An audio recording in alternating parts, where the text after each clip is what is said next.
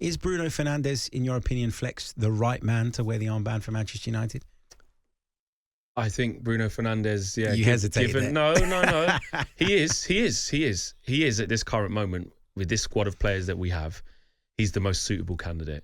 I absolutely believe that. I said that even when, after the 7-0 drubbing last year at Anfield, they said he should never be captain ever again. And I've never bought into that. I mean, you can see Harry Maguire now. Now he's not the captain. That's what needed to happen for Harry Maguire. It was too much scrutiny of him. He couldn't handle that. And he's not Man United captain level. Bruno, often for Man United, has been the difference maker. He's been the chief provider. He's been someone we look to and been one of our best players and most consistent players for a good few years now. Are there things in his game that frustrate me? Absolutely. Of course there is. What? I think the way he plays the game. So if you're trying to build a team that can control games and be in control of games, he's not really a player who his main attributes is ball retention, ball retrieving. His best attribute is the stardust, is put him in that final third. He will make chances. The numbers say that. The evidence say that. It's there. We've seen it. His numbers are up there with the likes of a Kevin De Bruyne for chief creator, probably above Odegaard's because he's been doing it a long time. He's up there as one of the best creative players in the world, factually. So there is a role for him in a certain type of Man United squad. But as we've tried to construct the squad and it's had so many different identities and identity crises, he hasn't always looked like he fits into that. But he's still very integral. Even this year, there's been games where, against Fulham, he played pretty much a 0 out of 10 for the whole game. I watched it with my own eyes. Pops up, wins us the game. Same against Burnley, volley, goal. That's 6 points. Yep. Instantly. Do you know what I mean? And now we're in a position where I'm saying, with everything that's happened in Man United this year, 6 points off the top. And Bruno's been part of that.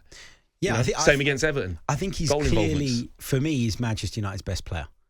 I would go as far as saying that. And I think when you don't have a standout leader, when you don't have that one candidate that you look at as a manager and go, you are my main man, you are the one that's going to carry out my instructions on the pitch, the next thing you do is you look for your best player.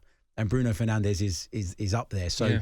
I can understand why he's been given the captaincy. I haven't always felt that it was the right decision necessarily, not necessarily because of what he does on the pitch. And your point about him maybe being someone that isn't great at retaining the ball is valid. And it reminds me a bit of Alexis Sanchez. I remember people used to look at him and go, well, he gives the ball away too much. Well, that's because he's trying to make things happen. That's his chief job. His job is not to help, like you said, help us, be patient. And his job is literally, you get that guy the ball and he'll get you chances.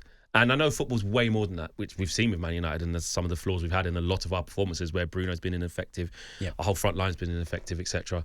And midfield's been ineffective. It's way more than Bruno. But Bruno, honestly, for me, I think he's one of the most overhated players. Because he does have petulance, because he does wind you up. He's one of them players where if he doesn't play for you, I'm acutely aware. If Bruno didn't play for Man United, I wouldn't stand him. Yeah. Arms up, moaning. But at the same time, some of the reasons why I love Bruno and why he is the player he is because he stays tapped into that emotion and that character. You can't change that. You can't tame that.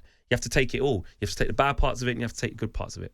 Yeah, it's the behaviour, I think, that sometimes makes people sit up and take notice of Bruno Fernandes and not for the right reasons. Yes. I think you're absolutely right with that. He did give Marcus Rashford a penalty kick at the weekend. It's similar to what Arsenal did with Kai Havertz earlier in the season. Someone's struggling and there was an opportunity to give him a bit of a helping hand. People were critical, though, on over both instances, really. Yeah. Jeremy's just said in my ear, charity. Yeah, it does feel like it that. is, isn't it? But what did you make of, A, the decision to do that? Did Marcus Rashford need it? Was it a sign of leadership from Bruno Fernandes? And B, what have you made of the criticism that Bruno's come under for deciding to take that move? A, did Marcus Rashford need a goal? Yes. He's got one all season, having chances. He hasn't been confident. And when he is confident, Manchester United score more goals. Scored 30 goals last year in all competitions. So what's happened, just as a side note on Marcus Rashford, what's happened to Marcus Rashford in your opinion this season? Confidence. When things don't go well on the pitch collectively as a team, Marcus is a person who I think that really affects. And then if it doesn't go right for him individually, sometimes he can get stuck in a rut.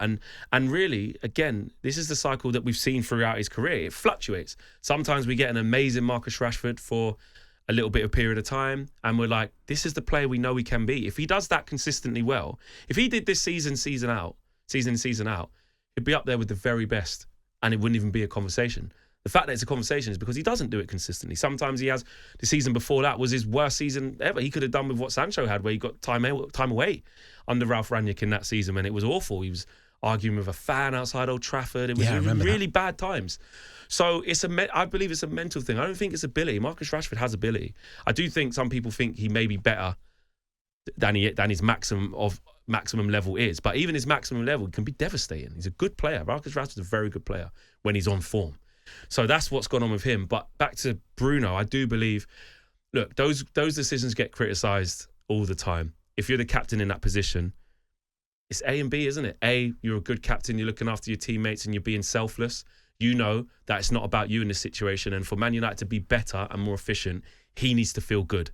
He needs to feel good. I'm the captain. I'll take care of my game. I'll get my goals another time. I'll take another penalty another time. Right now, you need this. If you score this, which I believe you will, because there's a lot of faith he's shown in him, I believe that's going to make you better, and that's going to make our team better. So it's a selfless act. If he misses it, everyone's going to say, you're an idiot, you shouldn't do that. And don't get me wrong, when I was watching it live and he gave the ball to Marcus Rashford, what was my reaction? Yeah, I did say, I was like, I'm not a fan of this. Yeah. I'm not a fan of this. But when it works out well, then, you know, everybody wins. Everybody wins. Out well. That's right. Yeah. Bruno comes out looking like the knight in shining armour, and Marcus Rashford. Not to most. Marcus Rashford gets his goal on AM, on DAB, via the talkSPORT app, and on your smart speaker. talkSPORT.